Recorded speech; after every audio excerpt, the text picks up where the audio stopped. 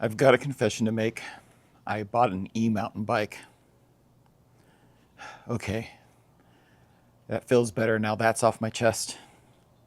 Well, let's take a closer look at what I purchased.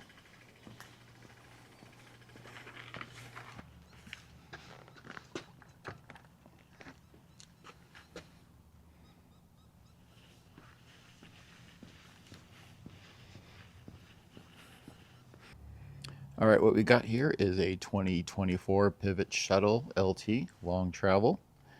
It has a Shimano EP801 motor with a 750 watt battery in the down tube. As you can see, this is a class 1 e-bike, a max of 250 watts and 220 miles per hour, although we all know it goes up to 600 watts at full power. It has 85 Newton meters of power, so this is a full powered bike. Let's go ahead and turn it on real quick here. Press the button and got our screen here.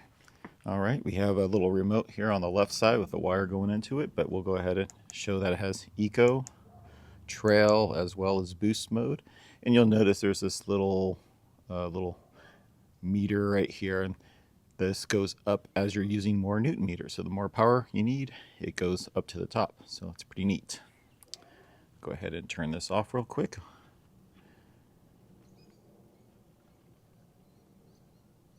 All right, that's off. Okay, so this is the Pivot XTR build. So in the front here, you'll see that we have XTR 4-piston brakes. We have an XTR rear derailleur with an XT cassette, XT cranks. As for suspension, we have a Fox Float X in the back and a Fox 38 in the front. The front is 170 millimeters of travel, and the rear is 160. As for the wheel set, we have DT Swiss. It is the HX1501 aluminum wheels with the DT Swiss 240 hubs. It also is wrapped with assegais front and rear. All right, this build is just fantastic. I was able to get it at a discounted price of $69.99, I guess because the new Shuttle LT was coming out, so it's a great deal. So I think what we need to do is get her dirty, and I'll give you some more impressions about the bike. All right, here we go.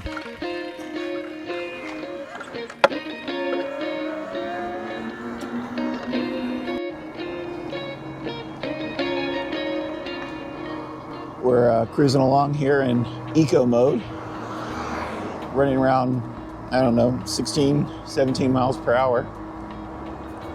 And it works really well for these flat streets where you don't have to put a lot of effort in. So definitely keeping it pretty close to the top speed of 20 miles per hour. Now,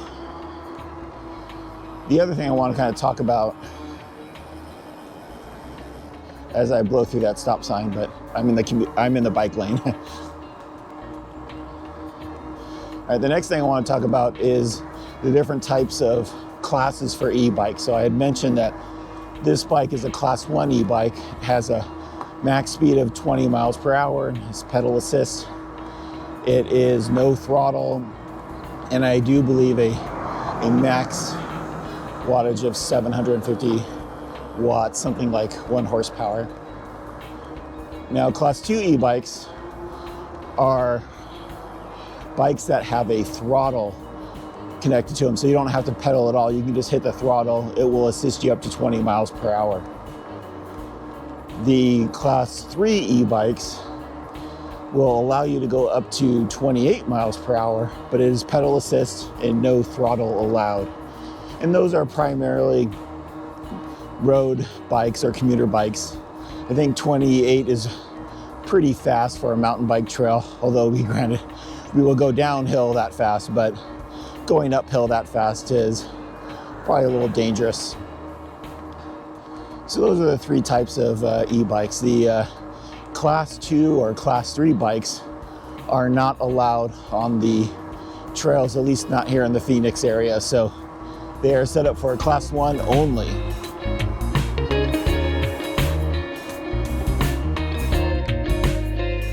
This is the trailhead.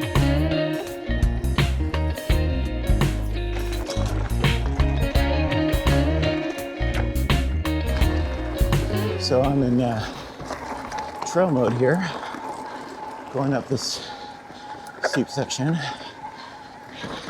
No problem with the motor.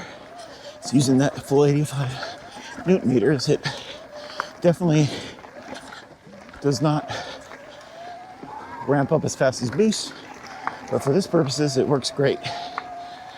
So I think the trail mode is where I use like 80% of the time. Let's go this way. Whew.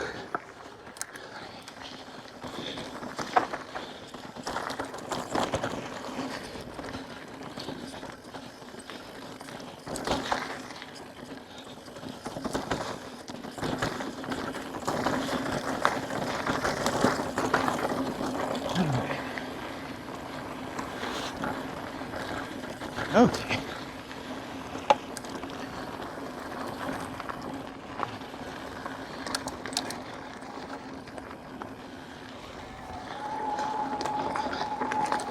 The next thing I want to kind of talk about is the different types of e-mountain bikes that you can purchase out there. They're kind of thrown into two different types of categories: lightweight versus full power. So lightweight or SL ones generally have a smaller motor, or not as strong motor, something that may have the same watts as a full-size one, but may only have a lower torque, like 50 to maybe 60 or 65 Newton meters. A full-powered bike has around 85 Newton meters. So the other thing with the lighter bikes is they use lighter batteries, and with lighter batteries, less weight, but less power in the batteries, so they don't last as long. And one of the things I wanted to do is longer distances, and also with my weight, I weigh around 200-ish with all my gear. I tend to burn through the batteries probably faster than somebody who's much lighter. So having the full-size battery and power makes more sense for somebody like me. All right.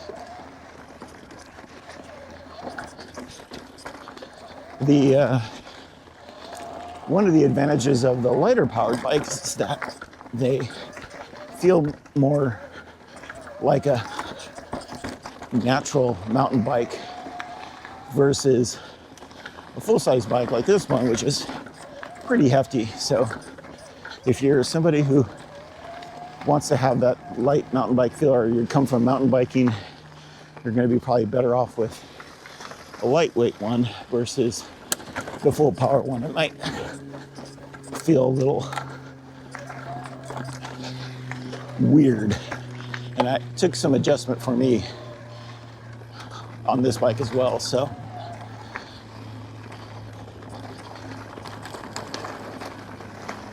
all right.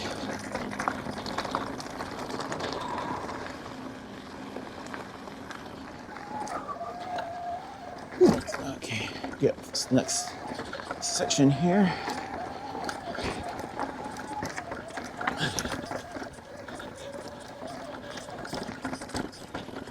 All right. Made it. All right. So,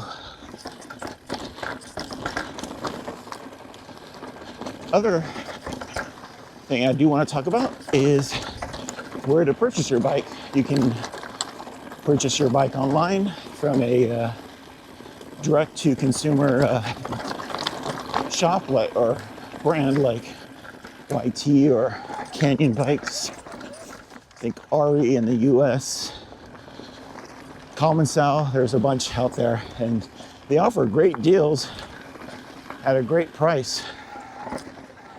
But my only issue with those particular brands is support for an e-bike itself. I bought my gravel bike online from Canyon, and it's easy bike to maintain. I have some maintenance experience, so any issues come along, I can fix them pretty easily or order the right parts to replace pieces that might fail or break. Now, what happens if the battery harness snaps or breaks or gets loose, or the motor fails, or the battery just doesn't work any longer, or whatever things that could happen? It might be difficult to send in all that equipment, not to mention having to take it apart and taking it all out. Something I don't want to have to deal with. So I made the decision to buy from a local shop, and because of the great deal they offered on the bike, I just went ahead and went for it because they'll be able to service it. Any issues that happen, it's all warranted. It works out for everybody. So now I will say that REI has made a big deal with Canyon, so that might actually be a good option for people to go ahead and order their Canyon bikes online and be able to have REI handle the maintenance or any other warranty issues that might come up. So that is always an option out there as well.